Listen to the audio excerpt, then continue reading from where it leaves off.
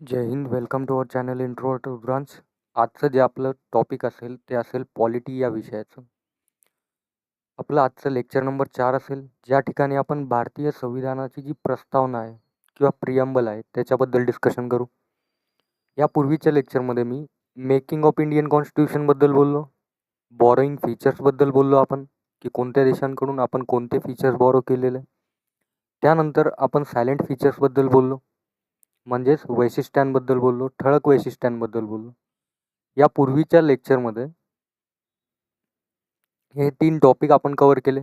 त्यानंतर आपण schedules of Indian कॉन्स्टिट्यूशनबद्दल बोललो. तर हे जे टॉपिक आहे किंवा हे जे लेक्चर आहे, हे लेक्चर नंबर 4 नसून आपलं लेक्चर नंबर 5 असेल. लेक्चर्स रेग्युलर येत नव्हते, पण आजपासून रेग्युलर करण्याचा मी प्रयत्न करेल, कारण माझा ॲक्सिडेंट झाला होता 14 तारखेला. त्यामुळे माझ्या पायाला इंजुरी झाली आहे.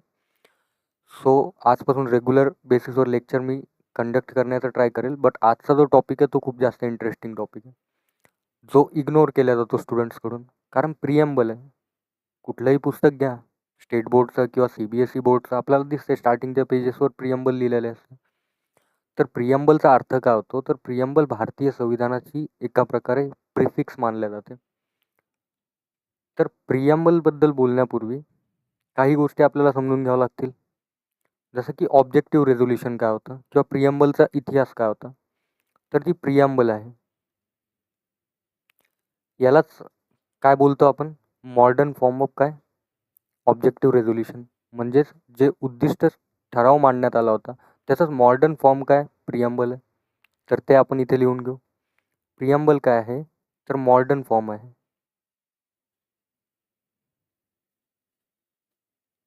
कशाचा? तर ऑब्जेक्टिव्ह रेझोल्युशनचा.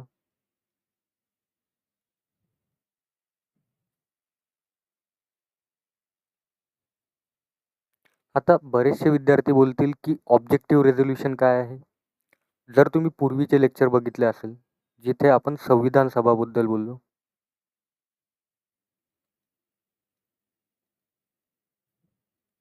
किंवा मग कॉन्स्टिट्युएंट असेंब्लीबद्दल बोललो, तर कॉन्स्टिट्युएंट असेंब्लीमध्ये जवाहरलाल नेहरूंनी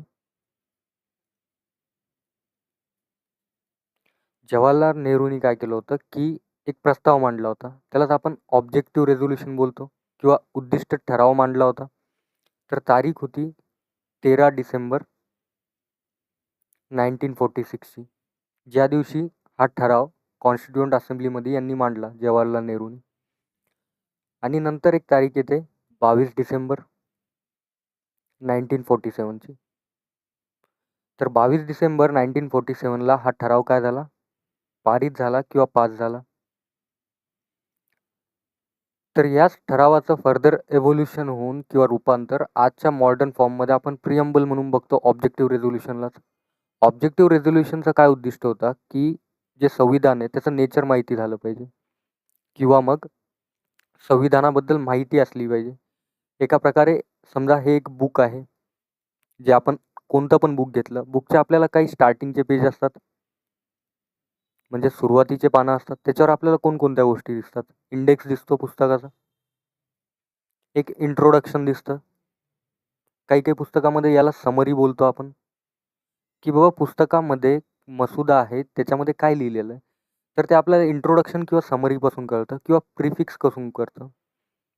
तर या सगळ्या गोष्टींनाच आपण काय कन्सिडर करू शकतो की भारतीय संविधानाची जी समरी आहे किंवा इंट्रोडक्शन आहे किंवा ऑब्जेक्टिव्ह आहे, ते प्रिअम्बलमध्ये म्हणजेच भारतीय संविधानाच्या प्रस्तावनेमध्ये लिहिलेलं आहे, हे आपण बोलू शकतो.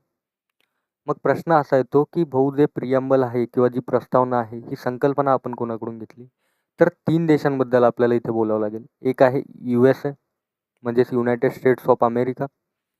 या देशाकडून आपण प्रिअम्बलची संकल्पना घेतली आहे किंवा इन शॉर्ट स्ट्रक्चर घेतलं.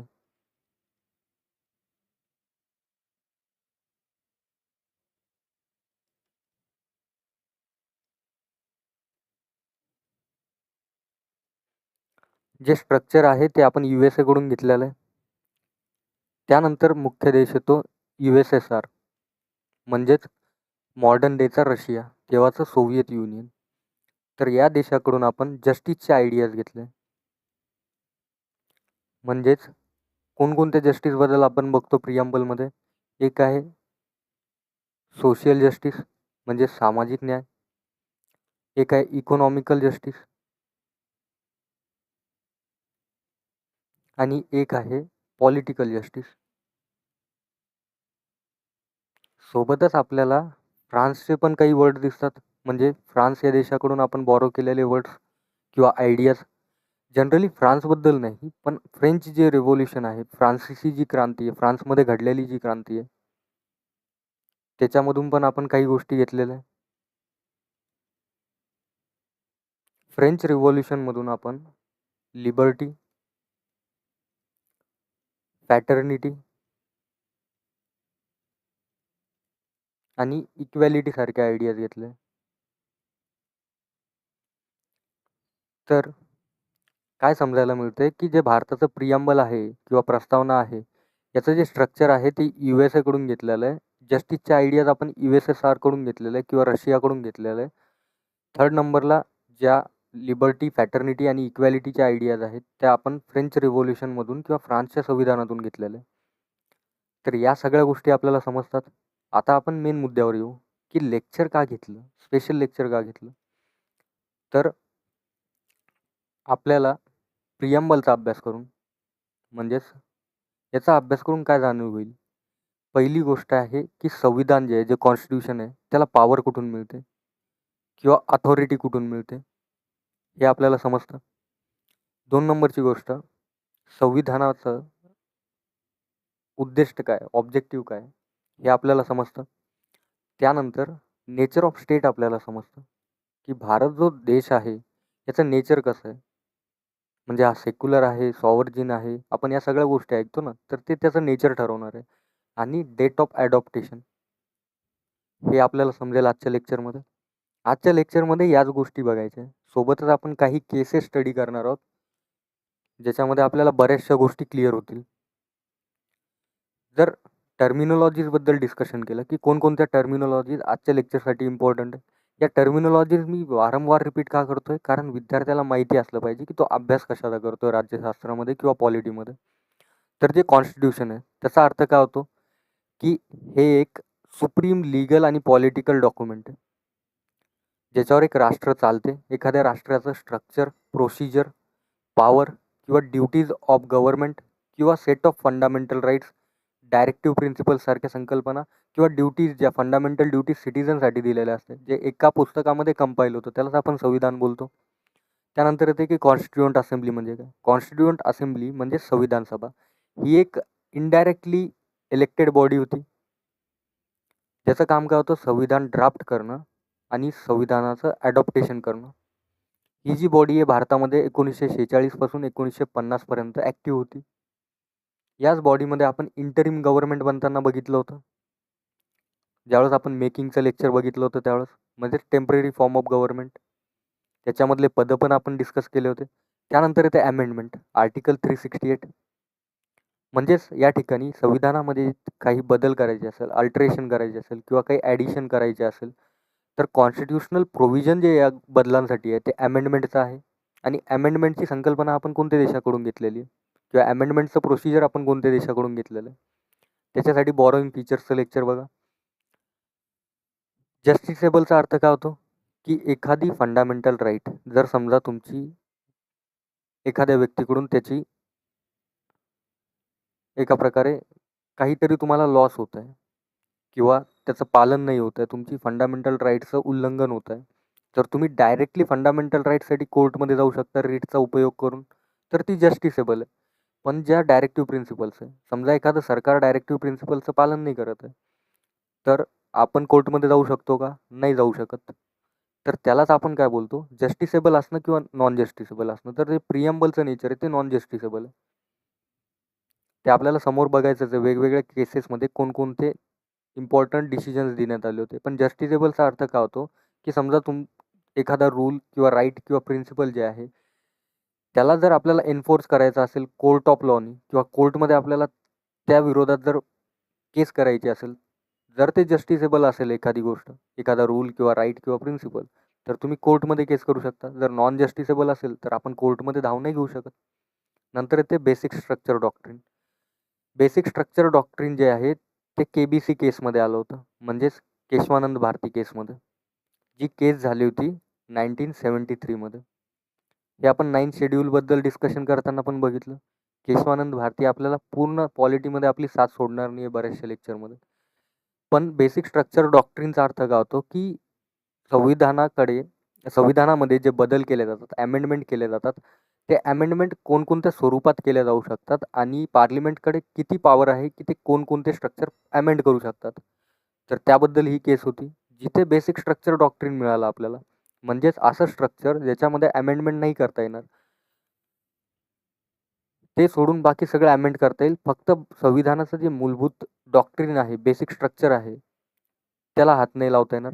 या सगळ्या गोष्टी या टर्मिनॉलॉजीजमध्ये आपण बघितलं आता. त्यानंतर येते की हिस्ट्री काय आहे प्रिएम्बलची, इतिहास कसा आहे प्रिएम्बलचा. तर आत्ताच काय बोललो आपण, प्रिएम्बल काय आहे, प्रीफेस आहे किंवा प्रीफिक्स आहे कॉन्स्टिट्यूशनचं किंवा समरी आहे.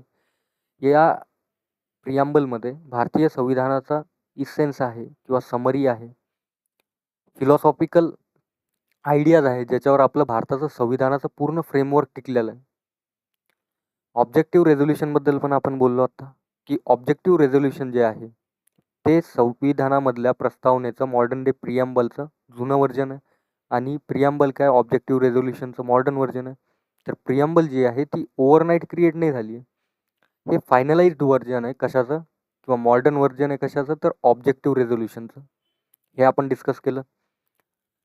आपण काय बोललो होतो, की पंडित जवाहरलाल नेहरूंनी याला इंट्रोड्यूस केलं होतं किंवा ड्राफ्ट केलं होतं एका प्रकारे आणि मूव्ह केलं होतं. कुठे केलं होतं, तर कॉन्स्टिट्युएंट असेंब्ली किंवा संविधान सभेमध्ये केलं होतं. 13 डिसेंबर 1946ला त्यांनी ही प्रस्तावना मांडली. 22 जानेवारी 1947ला ही जी प्रस्तावना ती अडॉप्ट झाली. आय थिंक मी इथे डेटमध्ये काहीतरी मिस्टेक केली. इथे डिसेंबर नसून जानेवारी आहे.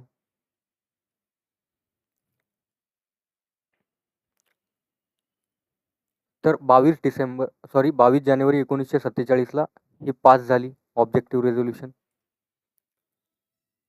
आणि आपण काय बघितलं होतं, की अमेरिकन कॉन्स्टिट्यूशनपासून आपण प्रिएम्बलचं स्ट्रक्चर घेतलं किंवा आयडिया घेतली.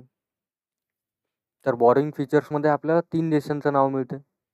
जी लँग्वेज आहे किंवा ज्या आयडियाज आहे, जसं की लिबर्टी, इक्वॅलिटी, फॅटर्निटी म्हणजेच एका प्रकारचं स्वातंत्र्य, समानता आणि बंधुताच्या ज्या भावनाचे आपण वर्णन केलेलं आहे प्रिएम्बलमध्ये किंवा भारतीय संविधानाच्या प्रस्तावनेमध्ये, ते आपण फ्रेंच रेव्होल्युशनमधून घेतलं किंवा फ्रान्सच्या संविधानातून घेतलं. परत एक आपण गोष्ट बोललो, की USSR कडून आपण जस्टिसचे आयडियाज घेतले, जसं की सोशल जस्टिस, इकॉनॉमिक जस्टिस आणि पॉलिटिकल जस्टिस. ही जी टेक्स्ट आहे ती आपल्या प्रिएम्बलची टेक्स्ट आहे, जी मॉडिफाईड करण्यात आली होती किंवा अमेंडमेंट जे झालं आहे प्रिएम्बलमध्ये प्रस्तावनेमध्ये ते फक्त एकाच वेळा झालं. ते आहे 42nd कॉन्स्टिट्यूशनल अमेंडमेंट ॲक्ट 1976चं. जी घटना दुरुस्ती झाली होती 1976मध्ये 42वी, त्यामध्येच एकदा आपल्या भारतीय संविधानाची प्रस्तावना किंवा प्रिएम्बल अमेंड करण्यात आली होती. तर हे पूर्ण स्ट्रक्चर आहे, जिथे आपल्याला वर्ड्स दिसतात, we the people of India, sovereign, socialist, secular, democratic, republic, liberty, equality, fraternity.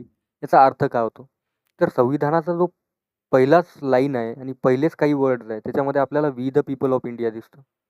म्हणजेच आम्ही भारताचे लोक.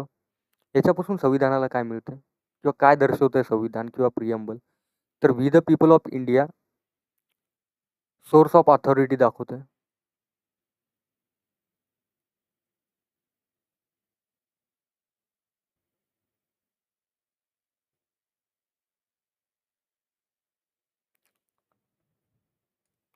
We the people of India जे आहे ते सोर्स ऑफ अथॉरिटी दाखवते किंवा पॉवर दाखवते, की संविधानाला इतकी शक्ती कुठून मिळते.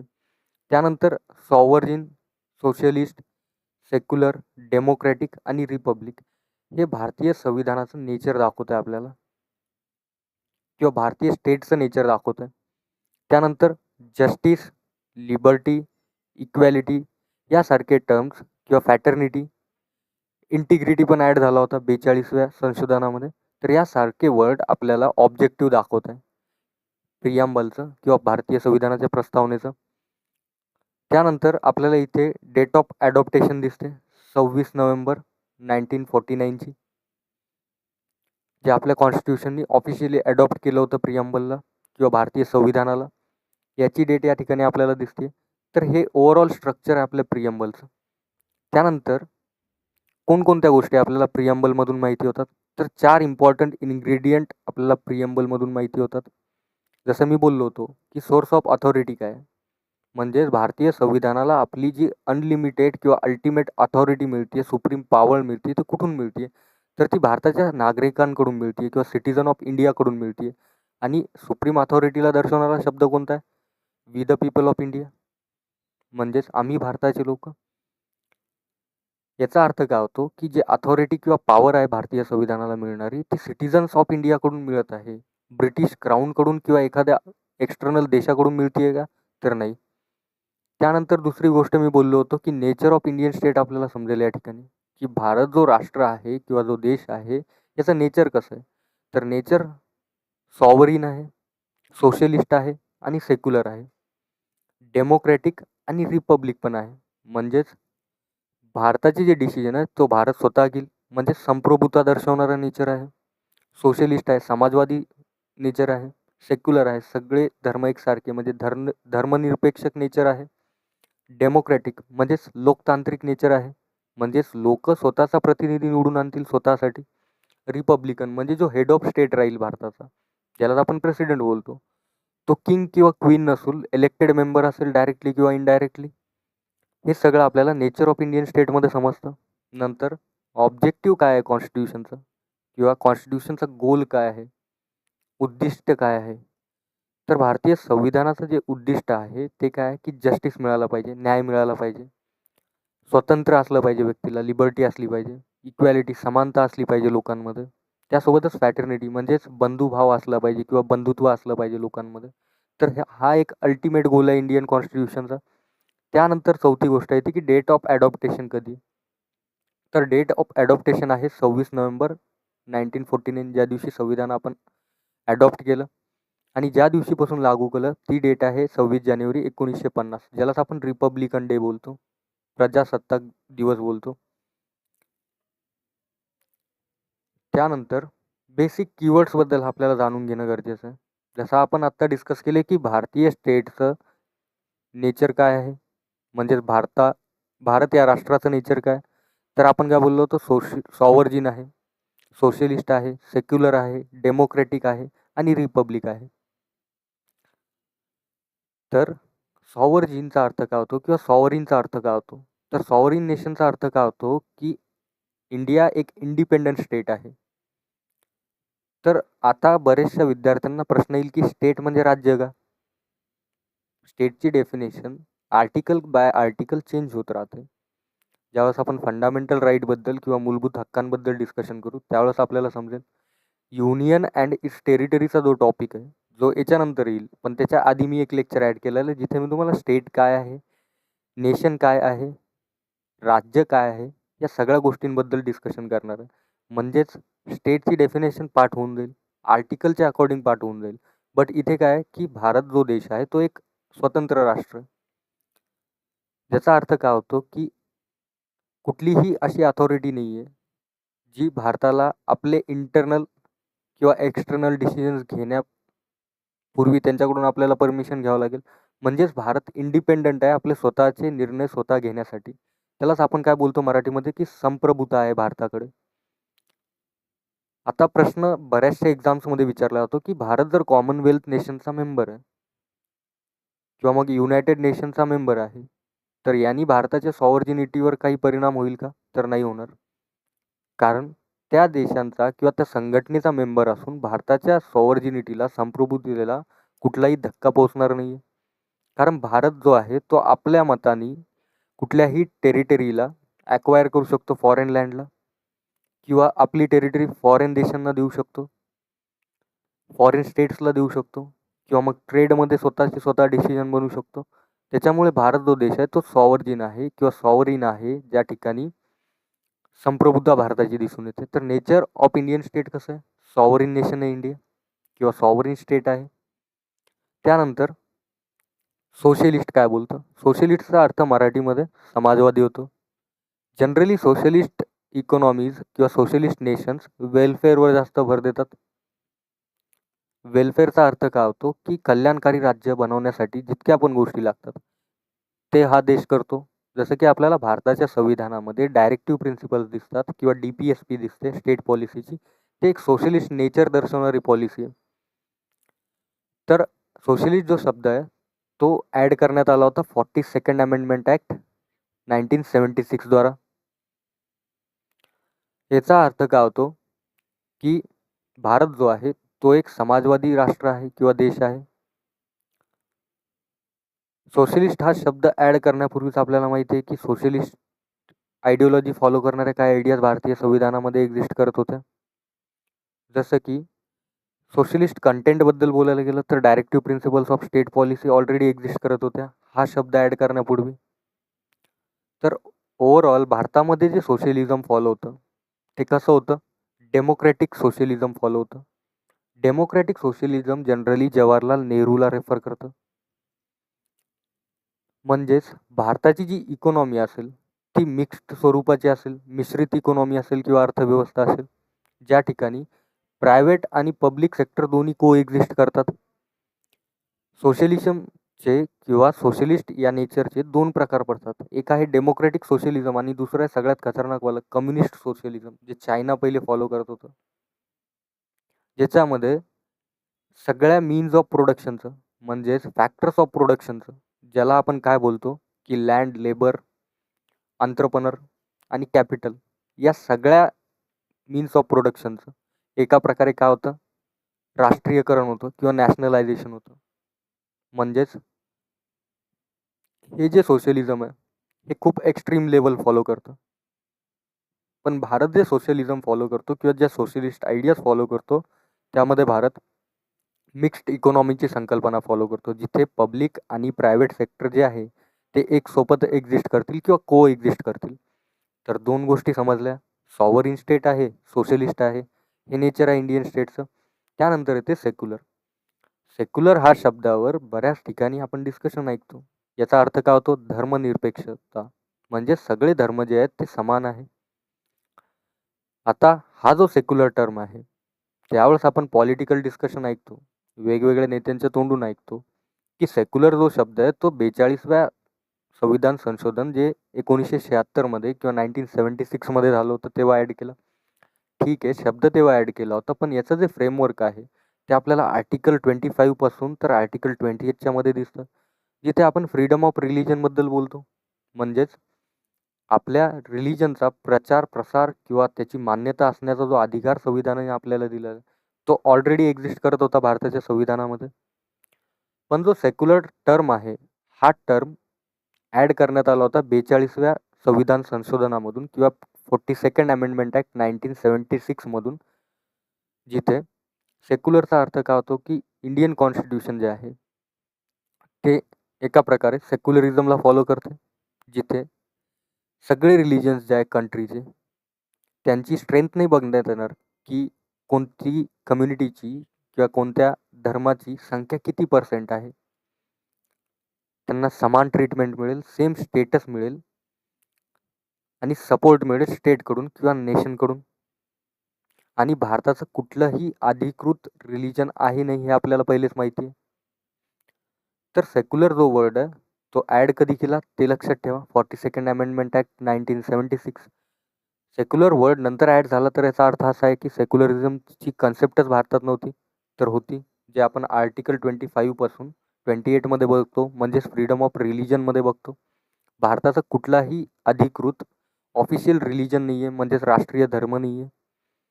सेक्युलरिझम काय बोलतं की सगळ्या धर्मांना समान स्टेटस आणि सपोर्ट मिळाला पाहिजे स्टेटकडून किंवा अथॉरिटीजकडून किंवा गव्हर्नमेंटकडून, त्यांची स्ट्रेंथ ना बघता. आणि ही जी संकल्पना आहे ही पॉझिटिव्ह कन्सेप्ट मानल्या जाते संविधानामध्ये.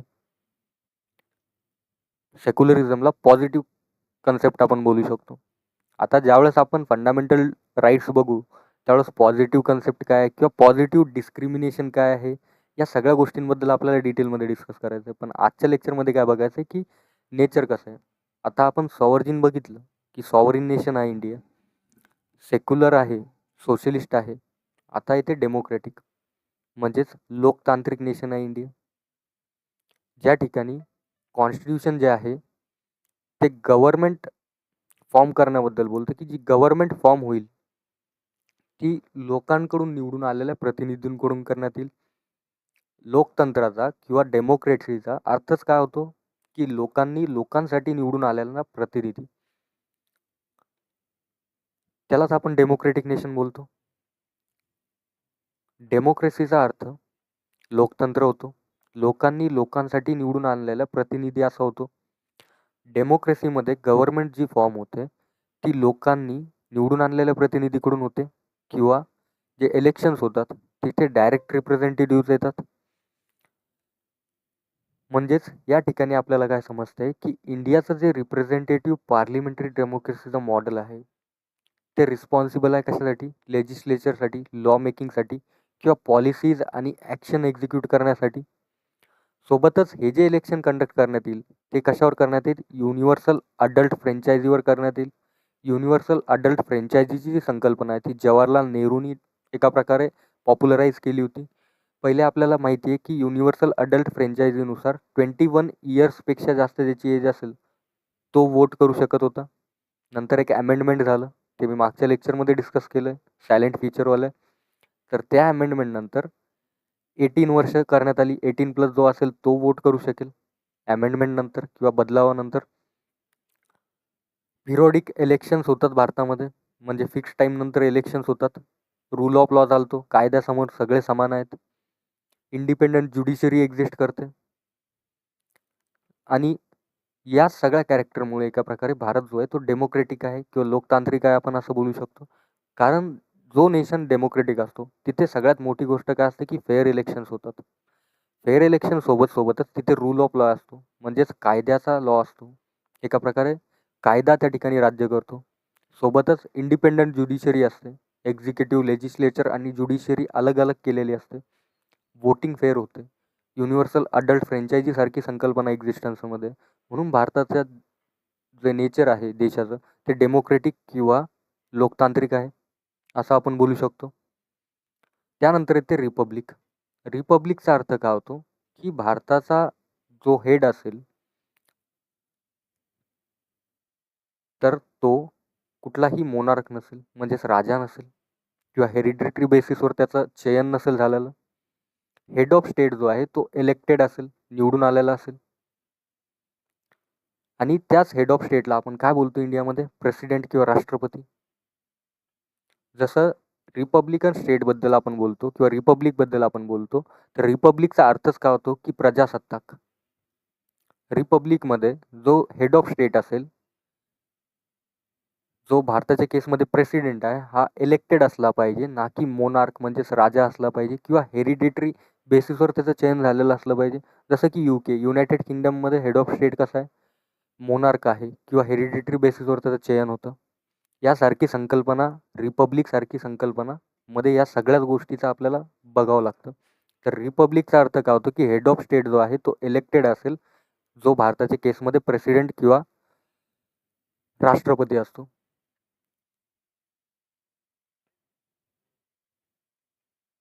आणि रिपब्लिक स्टेटमध्ये किंग किंवा मोनार्क सारखी संकल्पना एक्झिस्टन्समध्ये नसते आणि प्रिव्हिलेज क्लास सारखी संकल्पना पण एक्झिस्टन्समध्ये नसते.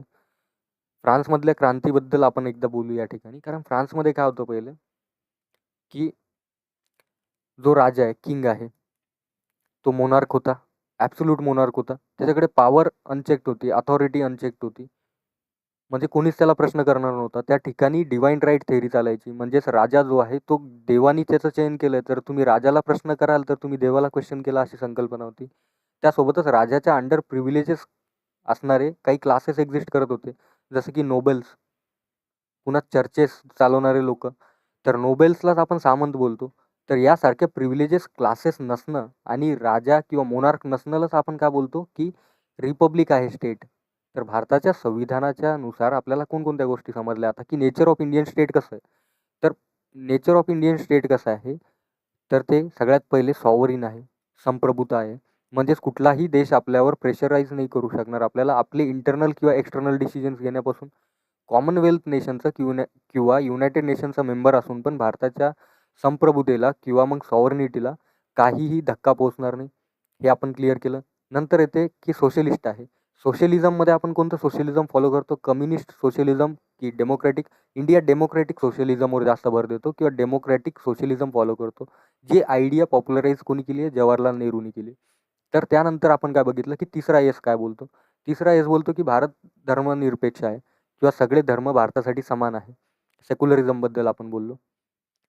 त्यानंतर आपण काय बोललो की इंडियन स्टेटचं नेचर परत कसं आहे? डेमोक्रॅटिक आहे. लोकांसाठी निवडून आणलेला प्रतिनिधी या ठिकाणी एक्झिस्ट करतो. त्यानंतर आपण काय बोललो की इंडियन स्टेटचं नेचर कसं आहे?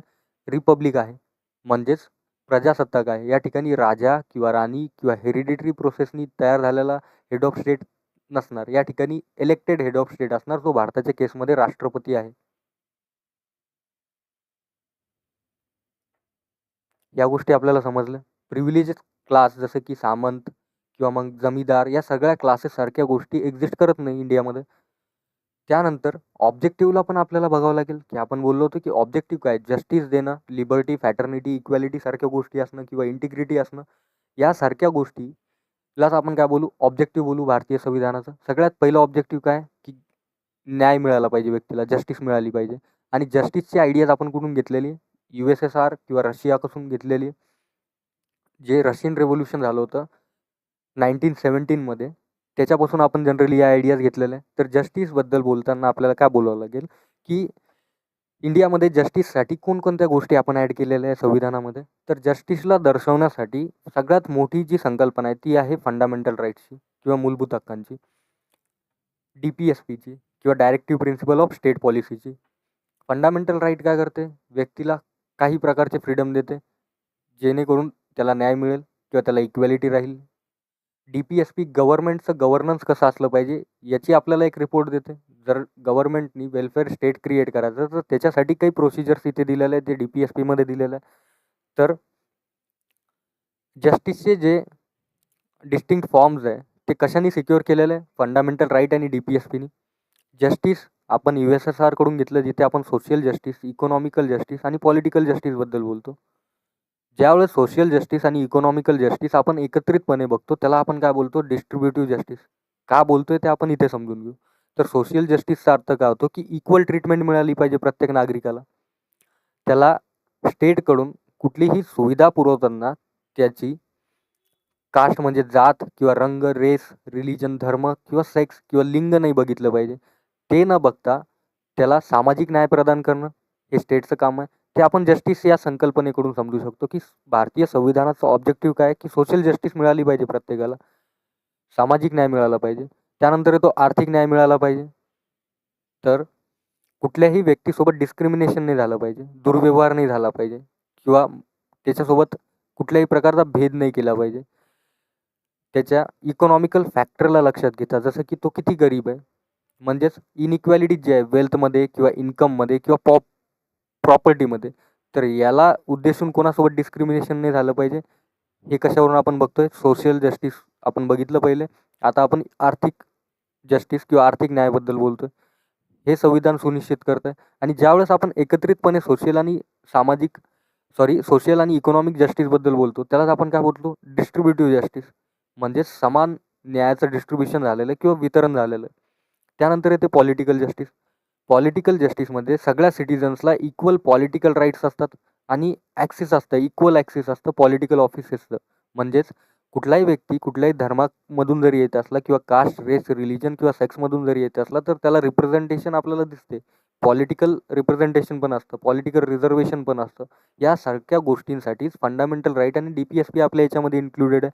म्हणजे भारतीय संविधानाचं मेन ऑब्जेक्टिव्ह काय आहे की न्याय मिळाला पाहिजे. सामाजिक, आर्थिक आणि पॉलिटिकल न्याय मिळाला पाहिजे. याच्यामध्ये कुठल्याही व्यक्तीचा रंग, रूप, वेशभूषा किंवा कास्ट, रिलिजन, लिंग्विस्टिक लक्षात घेता किंवा याच्यावर भर न टाकता त्याला जस्टिस किंवा न्याय प्रदान झालं पाहिजे.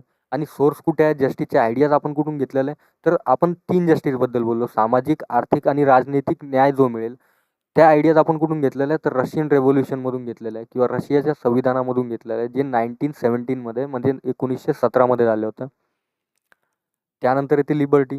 लिबर्टीची आयडिया आपण फ्रान्समधून घेतलेली किंवा फ्रेंच रेव्होल्युशनमधून घेतलेली. तर लिबर्टीचा अर्थ काय होतो? लिबर्टी इंडिव्हिज्युअलला फ्रीडम देते, त्याची अपॉर्च्युनिटी डेव्हलप करण्यासाठी आणि इंडिव्हिज्युअल पर्सनॅलिटी डेव्हलप करण्यासाठी. तर लिबर्टी एका प्रकारचं स्वातंत्र्यच आहे, फ्रीडमच आहे. पण कसं फ्रीडम? ज्या ठिकाणी रिस्ट्रिक्शन्स असतील. असं नाही आहे की तुमच्याकडे लिबर्टी आहे तर तुमच्याकडे लायसन्स आहे, जे तुमच्या मनात येईल ते तुम्ही कराल.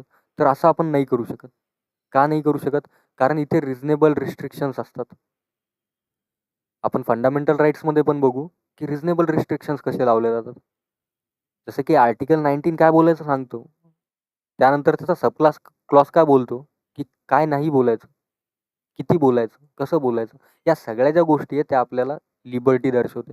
लिबर्टी एका प्रकारचं फ्रीडम आहे, पण रिजनेबल रिस्ट्रिक्शन सोबत आहे. तुमच्याकडे लायसन्स नाही आहे काहीही बोलायचं किंवा काहीही करायचं, त्याच्यावर पण रिस्ट्रिक्शन्स असतील. फंडामेंटल राईट्सवर पण रिस्ट्रिक्शन्स लादल्या जाऊ शकतात.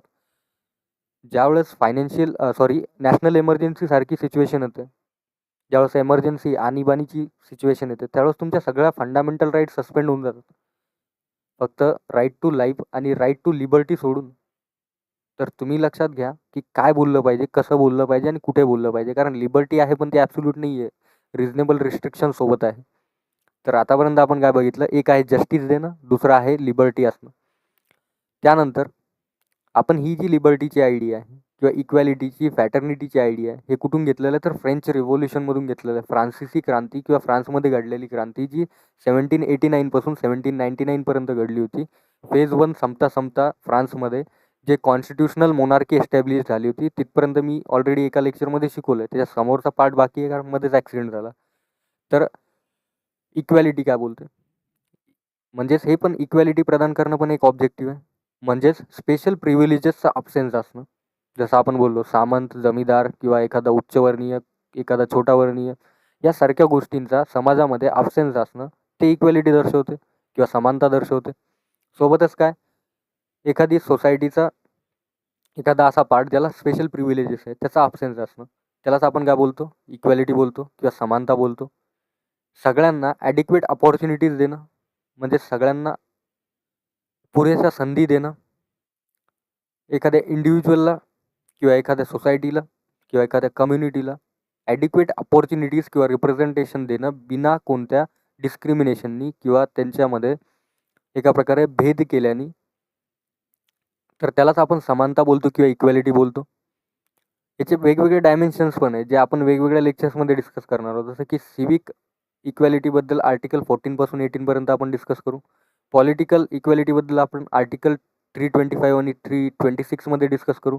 इकॉनॉमिक इक्वॅलिटीबद्दल आपण आर्टिकल 39 मध्ये बोलू. तर आता इक्वॅलिटी असणं, तर आपल्याला भारताच्या संविधानामध्ये एक संकल्पना दिसते, दॅट इज रिझर्वेशन. तर रिझर्वेशन आहे तर इक्वॅलिटी आहे असं आपण बोलू शकतो का? तर बरेचसे स्टुडंट्स याच्यावर खूप काळ डिस्कशन करतात. पण भारताच्या संविधानामध्ये एक आहे पॉझिटिव्ह डिस्क्रिमिनेशन. ती संकल्पना इक्वॅलिटी आणि रिझर्वेशनच्या केसमध्ये लागू होते. ते आपल्याला ज्यावेळेस आपण फंडामेंटल राईट्स बघू तिथे डिस्कस करायचं आहे, कारण आजचं लेक्चर जास्त लंब होऊन जाईल. नाही तर नंतर येते फॅटर्निटी. फॅटर्निटी एक अशी आयडिया आहे ज्याच्यामध्ये सेन्स ऑफ ब्रदरहूड असतं, म्हणजेच बंधुत्वाची भावना असते. कॉन्स्टिट्यूशन जे आहे फॅटर्निटीच्या भावनाला कुठून प्रमोट करतं? तर फंडामेंटल ड्युटीज, जे आर्टिकल 51A मध्ये कम्प्लिटली मेन्शन्ड आहे, या ठिकाणी आपण फॅटर्निटी किंवा ब्रदरहूडची भावना एक्सप्रेस होताना बघतो संविधानामधून. तर सिंगल सिटिझनशिप सारखा मुद्दा किंवा मग फंडामेंटल ड्युटीज सारखा मुद्दा, यामधून आपल्याला रिफ्लेक्ट होताना दिसते की फॅटर्निटी आहे किंवा बंधुता आहे किंवा इंटिग्रिटीबद्दल बोलतोय आपण देशाच्या. तर फॅटर्निटी असण्याचा 2 गोल्स आहे, ड्युअल गोल आहे. कोणकोणते गोल आहे? पहिलं काय की इंडिव्हिज्युअल डिग्निटी असली पाहिजे, म्हणजेच एका इंडिव्हिज्युअलची डिग्निटी या ठिकाणी प्रोटेक्ट झाली पाहिजे. आणि सोबतच काय, नेशनमध्ये युनिटी आणि इंटिग्रिटी असली पाहिजे, म्हणजेच एकता असली पाहिजे आणि अखंडता असली पाहिजे. आणि जो वर्ड इंटिग्रिटी आहे तो पण 42nd अमेंडमेंट ॲक्टमधून ॲड करण्यात आलेला आहे. तर आतापर्यंत आपल्याला काय समजलं की ऑब्जेक्टिव्ह काय? पहिला आहे जस्टिस देणं, न्याय देणं. दुसरा आहे इक्वॅलिटी असणं. तिसरा आहे फॅटर्निटी असणं आणि लिबर्टी असणं, म्हणजेच फ्रीडम असणं. तर हे जे आहे हे एका प्रकारे ऑब्जेक्टिव्ह आहे भारतीय संविधानाचे, म्हणजेच उद्दिष्टे आहे. त्यानंतर बरेचसे लोक असे आले ज्यांनी भारतीय संविधानाच्या प्रिअम्बलबद्दल काही इम्पॉर्टंट कॉमेंट्री केली आणि ती कॉमेंट्री केलेली कॉमेंट्री आपल्याला पेपरमध्ये बघायला मिळाली. तर एक्झाम पॉईंट ऑफ व्ह्यूनी कोणी काय काय बोललं आहे आपल्या भारतीय संविधानाच्या प्रस्तावनेबद्दल किंवा प्रिअम्बलबद्दल ते पण जाणून घेणं गरजेचं आहे. तर एन.ए. पालखीवाला काय बोलतात की जे संविधान आहे, जे प्रिअम्बल आहे, प्रस्तावना आहे, ती भारतीय संविधानाची आयडेंटिटी कार्ड आहे. हे कोण बोललं आहे? एन.ए. पालखीवाला बोलले. त्यानंतर के.एम. मुन्शी काय बोलले की प्रिअम्बल जे आहे ते हॉरोस्कोप आहे सॉव्हरीन डेमोक्रॅटिक रिपब्लिक नेशनचं. हे कोण बोलले? के.एम. मुन्शी बोलले, जे मेंबर ऑफ ड्राफ्टिंग कमिटी पण होते. जर तुम्ही मेकिंग ऑफ इंडियन कॉन्स्टिट्यूशन बघितलं असेल तर हे नाव तुम्हाला तिथे दिसलं असेल. त्यानंतर इथे पंडित ठाकूरदास भार्गवा ते काय बोलले की प्रिअम्बल जे आहे ते सगळ्यात मूल्यवान वस्तू आहे आपल्या संविधानाची किंवा पार्ट आहे, भाग आहे आणि सोल आहे इंडियन कॉन्स्टिट्यूशनची. हे कोण बोललं? पंडित ठाकूरदास भार्गवा. परत एक व्यक्ती बोलला आहे की भारतीय संविधानाची जी प्रिअम्बल आहे, प्रस्तावना आहे, ती भारतीय संविधानाची सोल आहे, आत्मा आहे. तर ते होते एम हिदायतुल्ला. तर इथे कन्फ्यूज नाही होत आहे. पंडित ठाकूरदास भार्गवा जे आहे ते काय बोलले की भारतीय संविधान एक मूल्यवान भाग आहे भारतीय संविधानाचा आणि आत्मा आहे संविधानाची. सोबतच काय बोलले होते की भारतीय संविधानाच्या वरती जे प्रिअम्बल आहे ते एका ज्वेल सेटसारखं आहे, एका मूल्यवान आभूषणासारखं आहे. हे पंडित ठाकूरदास भार्गवा बोलले होते. त्यानंतर तो इर्नेस्ट बार्कर नावाचा एक व्यक्ती जो इंग्लिश पॉलिटिकल सायंटिस्ट आहे. यांना सर लॉर्ड वगैरे बोलण्याला काही अर्थ नाही आहे. तर इंग्लिश पॉलिटिकल सायंटिस्ट येतो अर्नेस्ट बार्कर. तो काय बोलतो की की नोट आहे भारतीय संविधानाचं प्रिअम्बल. आणि त्यांनी ही गोष्ट त्याची जी बुक आली होती principles of social and political theory त्याच्या स्टार्टिंगच्या ओपनिंग पेजेसमध्ये कन्सिडर केली किंवा मेन्शन केली. त्यानंतर येतो एम हिदायतुल्ला. हे former chief justice of India होते. ते काय बोलले की भारतीय संविधानाचा सोल आहे प्रिअम्बल. हे पण सोल बोलले आणि पंडित ठाकूरदास भार्गवा पण सोल बोलले, पण त्यांनी 2-3 गोष्टी एक्स्ट्रा ॲड केल्या आहे. यांनी वेगळा पॉईंट ऑफ व्ह्यू दिला आहे. तर एम हिदायतुल्ला काय बोलतात की भारतीय संविधानाचं आत्मा आहे एका प्रकारे प्रस्तावना आणि पॉलिटिकल सोसायटीचं एका प्रकारे यांनी स्ट्रक्चर ले डाऊन केलं आहे प्रिअम्बलनी.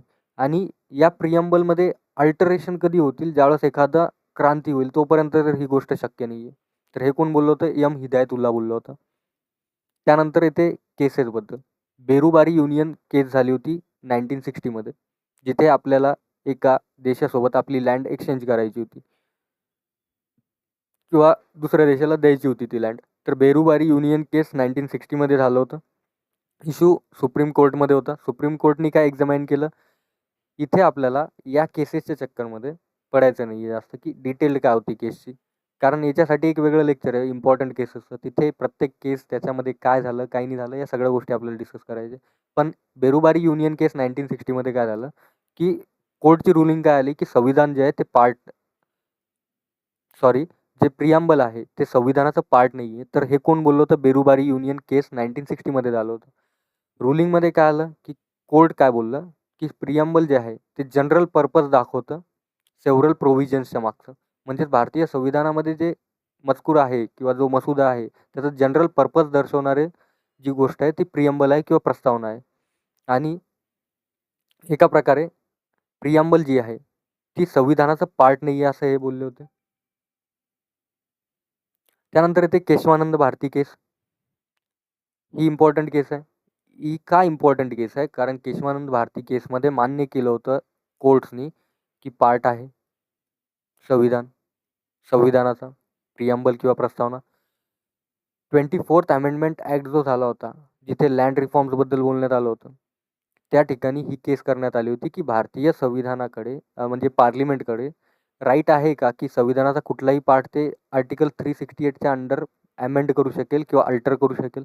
तर तिथे काय रुलिंग आली होती की सुप्रीम कोर्ट काय बोललं की संविधानाचा पार्ट आहे एका प्रकारे प्रिअम्बल किंवा प्रस्तावना, पण त्यांनी जी रुलिंग आहे बेरुबारी केसची ती रिजेक्ट केली. त्यासोबतच ते काय बोलले की प्रिॲम्बल जे आहे ते भारतीय संविधानाचा पार्ट आहे. सोबतच त्यांनी इम्पॉर्टन्स या ठिकाणी दाखवलं की कॉन्स्टिट्यूशन जे आहे ते बनलंच प्रिॲम्बलच्या विजनवर आहे किंवा ऑब्जेक्टिव्ह रेझोल्युशनच्या विजनवर आहे, हे त्यांनी मान्य केलं. आणि सोबतच केशवानंद भारती केसपासून आपल्याला सगळ्यात मोठी गोष्ट मिळाली ती आहे बेसिक स्ट्रक्चर डॉक्ट्रिन. म्हणजे संविधानामध्ये अमेंडमेंट केल्या जातील, बदल केल्या जातील, पण जे बेसिक स्ट्रक्चर डॉक्ट्रिन आहे ते डिस्ट्रॉय नाही करता येणार. तर ही एक संकल्पना आली. त्यानंतर येते LIC ऑफ इंडिया केस 1995चं. या ठिकाणी इंटिग्रल पार्ट बोललंय, म्हणजे संविधानाचा इंटिग्रल अविभाज्य पार्ट आहे, अभेद्य पार्ट आहे. काय तर प्रिॲम्बल. रुलिंगमध्ये काय बोललं सुप्रीम कोर्ट की preamble is an integral part of constitution. आता इम्पॉर्टंट गोष्टी होऊन जातात. मी बोललो होतो की प्रिॲम्बल जी आहे, प्रस्तावना जी आहे ती नॉन जस्टिसेबल आहे. म्हणजेच याला आपण एन्फोर्स नाही करू शकत कोर्ट ऑफ लॉमध्ये. म्हणजेच प्रिॲम्बलमधल्या गोष्टी जर फॉलो होत नसतील तर आपण कोर्टमध्ये धाव नाही घेऊ शकत, कोर्टकडून याला एन्फोर्स नाही करून घेऊ शकत, असं बोलता येईल. म्हणजेच प्रिॲम्बलचं नेचर कसं आहे, नॉन जस्टिसेबल नेचर आहे. आणि प्रिॲम्बल जी आहे किंवा जी प्रस्तावना आहे ती लेजिस्लेचरसाठी म्हणजेच लॉ मेकिंगसाठी किंवा पॉवर ऑफ लेजिस्लेचरना अडवणारी एखादी गोष्ट नाही आहे किंवा सोर्स नाही आहे, ज्याच्यावरून लेजिस्लेचरला कुठला अडथळा येईल किंवा त्यांच्या पॉवर्सला लिमिटेशन येईल. म्हणजे नॉन जस्टिसेबल आहे आणि लेजिस्लेचरसाठी किंवा प्रोहिबिशन ऑफ पॉवर ऑफ लेजिस्लेचरसाठी ही सोर्स नाही मानता येणार प्रिॲम्बल. त्याच्यासाठी वेगवेगळ्या गोष्टी आपल्या संविधानामध्ये देण्यात आलेल्या. की अमेंडमेंट कधी झालं होतं तर एकदाच अमेंडमेंट झालं होतं, ते झालं होतं 42nd कॉन्स्टिट्युशनल अमेंडमेंट ॲक्ट 1976मध्ये. एकाच वेळा प्रिॲम्बल अमेंड करण्यात आलेली आहे आणि तिथे 3 शब्द ॲड करण्यात आलेले. SSIनी लक्षात ठेवा किंवा तुम्हाला जसं वाटेल तसं लक्षात ठेवा. पण काय सोशलिस्ट म्हणजे समाजवादी, सेक्युलर म्हणजे धर्मनिरपेक्ष आणि इंटिग्रिटी म्हणजेच एका प्रकारे अखंडता किंवा मग अविभाज्यता यासारखे शब्द ॲड करण्यात आले होते.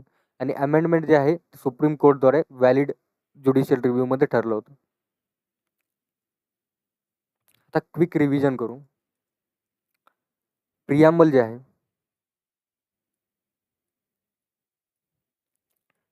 ते काय दर्शवतं आपल्याला. पहिली गोष्ट आपल्याला source of authority.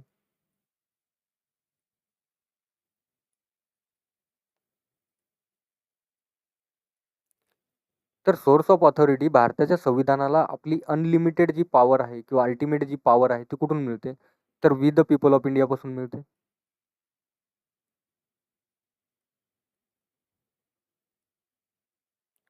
We the people of India म्हणजेच काय कोणापासून मिळते तर सिटिझन्स पासून मिळते.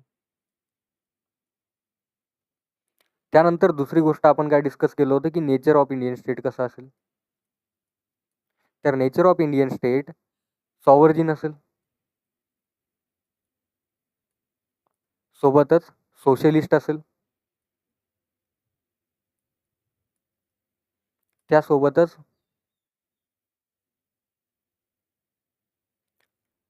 सेक्युलर असेल, डेमोक्रेटिक असेल आणि रिपब्लिक असेल.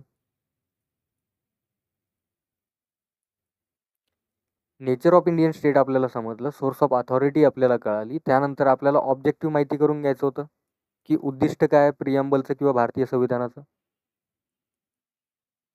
ऑब्जेक्टिव्ह काय काय होतं तर ऑब्जेक्टिव्हमध्ये आपण बघितलं की सगळ्यात पहिलं ऑब्जेक्टिव्ह होतं की न्याय मिळाला पाहिजे, जस्टिस मिळाली पाहिजे व्यक्तीला, सोबतच लिबर्टी असली पाहिजे, फ्रीडम असलं पाहिजे, त्यानंतर फॅटर्निटी असली पाहिजे, त्यानंतर इक्वॅलिटी असली पाहिजे. या सगळ्या गोष्टी आपण बोललो. त्यानंतर आपल्याला कोणती मुख्य गोष्ट कळाली की ज्या डेट्स आहे, इम्पॉर्टंट डेट्स आहे, त्या आपल्याला प्रिॲम्बलमधून कळाल्या की ॲडॉप्ट कधी झालं,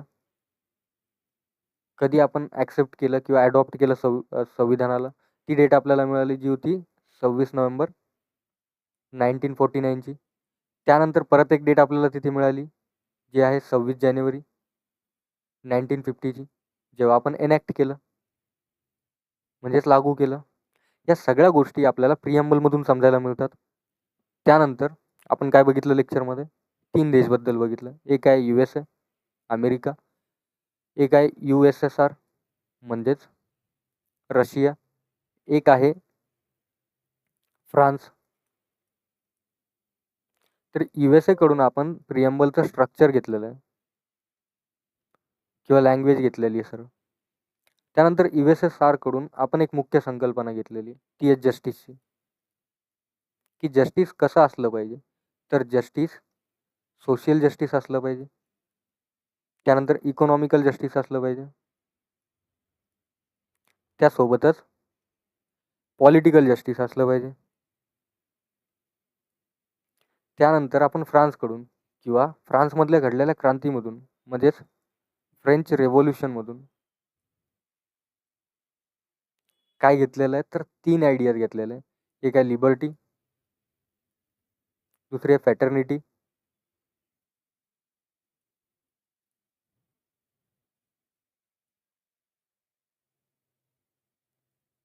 तिसरी आहे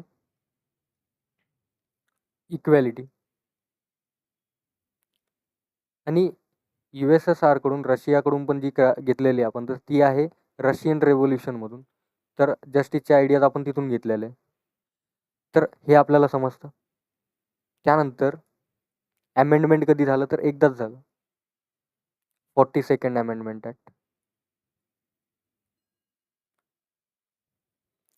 त्यानंतर आपण काय बघितलं लेक्चरमध्ये, की भारतीय संविधान जे आहे त्याच्यामध्ये जे प्रिएम्बल आहे ते कोणकोणत्या गोष्टी दर्शवतं हे आपण चेक केलं. आता इथे आपण कोणकोणते वर्ड्स आपण बॉरो केले, कोणकोणत्या संविधानांमधून घेतले किंवा रेव्होल्युशन क्रांतींमधून घेतले, आपण ते डिस्कस केलं.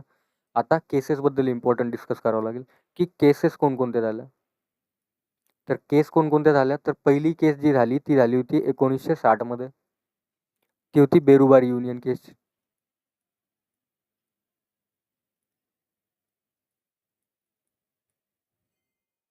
बेरुबारी युनियन केसमध्ये काय झालं, की कोर्ट काय बोललं, की पार्ट नाही आहे प्रिएम्बल कॉन्स्टिट्यूशनचा. त्यानंतर येतं वर्ष 1973चं, ज्या ठिकाणी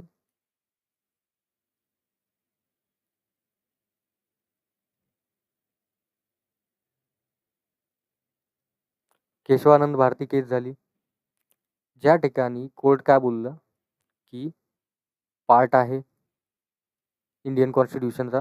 सोबतच इथून काय डिराईव्ह झालं, बेसिक स्ट्रक्चर डॉक्ट्रिन.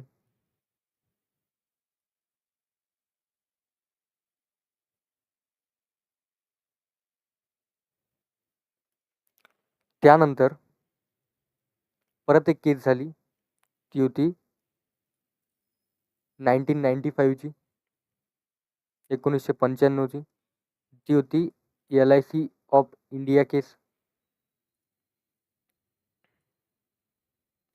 या केसमध्ये काय आलं वर्डिक्ट कोर्टचं, की जी प्रिएम्बल आहे ती इंटिग्रल पार्ट आहे इंडियन कॉन्स्टिट्यूशनचा. त्यासोबतच आपण लेक्चर्समध्ये काय बघितलं या कंप्लीट लेक्चर सिरीजमध्ये, की 42nd कॉन्स्टिट्यूशन अमेंडमेंट जे झालं होतं, घटना दुरुस्ती जी झाली होती, त्या ठिकाणी 3 शब्द ॲड केले होते.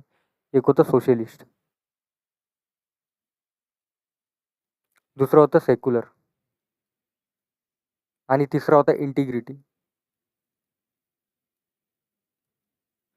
हे 3 शब्द या घटना दुरुस्तीमध्ये ॲड केले होते, म्हणजे 42ला. हे आपल्याला समजलं. त्यानंतर नेचर ऑफ प्रिएम्बल कसं आहे, तर nature of preamble non justiciable आहे. हे पण आपल्याला समजलं. हे आपल्या ओव्हरऑल लेक्चरचा रिकॅप आहे, जिथे आपण सोर्स ऑफ ऑथॉरिटीबद्दल बोललो, की संविधानाला पॉवर कुठून मिळते, तर सिटिझन्सपासून मिळते. त्यानंतर नेचर कसं आहे भारतीय स्टेटचं, नेचर ऑफ स्टेट कसं आहे, तर सॉवरिन आहे, सोशलिस्ट आहे, सेक्युलर आहे, डेमोक्रेटिक आहे आणि रिपब्लिक आहे. ऑब्जेक्टिव्ह काय आहे, तर जस्टिस, लिबर्टी, फॅटर्निटी आणि इक्वॅलिटी किंवा इंटिग्रिटी असली पाहिजे देशामध्ये. डेट ऑफ ॲडॉप्टेशन 26 नोव्हेंबर 1949ला आपण ॲडॉप्ट केलं, म्हणजेच पास केलं. आणि 26 जानेवारी 1950ला आपण एनॅक्ट केलं किंवा लागू केलं संविधानाला. या सगळ्या गोष्टी कळाल्या. USA कडून आपण स्ट्रक्चर किंवा लँग्वेज घेतली. त्यानंतर USSR कडून स्ट्रक्चर, लँग्वेज किंवा मग आपण आयडिया पण बोलू शकतो. कारण प्रियम्बल ही जी संकल्पना आहे ही USAने सगळ्यात पहिले त्यांच्या संविधानामध्ये ॲड केली. तसंच आपण ॲड केलं. USSR किंवा रशियन रेव्होल्यूशनमधून आपण जस्टिसच्या आयडियाज घेतल्या. सोशियल जस्टिस, इकॉनॉमिक आणि पॉलिटिकल जस्टिसच्या. फ्रान्सकडून आपण फ्रान्सच्या फ्रेंच रेव्होल्यूशनमधून जी 1789मध्ये स्टार्ट झाली होती ते 1799च्या जवळपास चालू होती. याच्यामधून आपण लिबर्टी, फॅटर्निटी आणि इक्वॅलिटी सारख्या आयडियाज घेतल्या. त्यानंतर आपण इम्पॉर्टंट केसेसबद्दल पण डिस्कस केलं. ॲमेंडमध्ये कोणकोणत्या गोष्टी ॲड करण्यात आल्या ते आपण बघितलं. केसेसमध्ये बेरुबारी युनियन काय बोललं की पार्ट नाही आहे संविधानाचा प्रियम्बल. त्यानंतर केशवानंद भारती केसमध्ये काय झालं की पार्ट आहे आणि बेसिक स्ट्रक्चर डॉक्ट्रिन पण भेटलं त्या केसमध्ये. नेचर कसं आहे तर नॉन जस्टिसेबल आहे. त्यानंतर LIC of India case 1995 integral part of Indian constitution बोललं आहे प्रियम्बल. या सगळ्या गोष्टी आपल्याला आजच्या लेक्चरमध्ये डिस्कस करायच्या होत्या, जे मी या माइंड मॅपमध्ये पण इथे मेन्शन करून ठेवलं आहे सगळं. जसं की नेचर ऑफ इंडियन स्टेट कसं आहे, सॉव्हर्जिन, सोशलिस्ट, सेक्युलर, डेमोक्रॅटिक आणि रिपब्लिक, त्याचे अर्थ. त्यासोबत अमेंडमेंट झालं. इथे इंटिग्रिटी पण आपल्याला ॲड करावं लागेल, जी इथे मेन्शन नाही आहे. तर इंटिग्रिटी पण ॲड झाला होता. या 3 cases, Kesavananda Bharati, LIC of India आणि बेरुबारी युनियन केस. त्यानंतर ऑब्जेक्टिव्ह काय, जस्टिस, लिबर्टी, इक्वॅलिटी, फॅटर्निटी सारख्या गोष्टी असणं. जस्टिस 3 प्रकारच्या बोललो, सोशल, इकॉनॉमिक, पॉलिटिकल, जे USSRची देणं. Liberty of thought, expression, belief, faith, worship, या सगळ्या गोष्टी आपण डिस्कस केल्या. Equality of status and opportunity आपण बोललो. फॅटर्निटी, डिग्निटी ऑफ इंडिव्हिज्युअल आणि युनिटी अँड इंटिग्रिटी ऑफ नेशनबद्दल आपण बोललो. म्हणजेच हे ऑब्जेक्टिव्ह आहे इंडियन कॉन्स्टिट्यूशनचे, जे प्रियम्बलमध्ये देण्यात आलेलं आहे. नंतर हिस्टॉरिकल इव्हॉल्युशनबद्दल पण बोललो. ऑब्जेक्टिव्ह रेझोल्युशन कधी पास झालं किंवा कधी पारित झालं आणि बाकी सगळ्या डेट्सबद्दल आपण डिस्कशन केलं. नंतर आयडियाज कुठून, USA कडून कोणती घेतली, फ्रान्सकडून कोणती घेतली किंवा USSR कडून कोणती घेतली, या सगळ्या गोष्टी, अमेंडमेंट आणि त्याच्यामध्ये झालेले बदल. पॉवर कुठून मिळते तर वी द पीपल ऑफ इंडियापासून मिळते, source of authority. So I hope सगळं लेक्चर तुम्हाला आज समजलं असेल. होऊ शकते काही ठिकाणी माझ्याकडून लिहिता स्पेलिंग मिस्टेक झाल्या असेल, पण ते होत आहे कारण माझा लेग एका ठिकाणी टिकून नाही ठेवता येते मला जास्त वेळेसाठी. सो थँक्यू फॉर लिसनिंग मी. जय हिंद.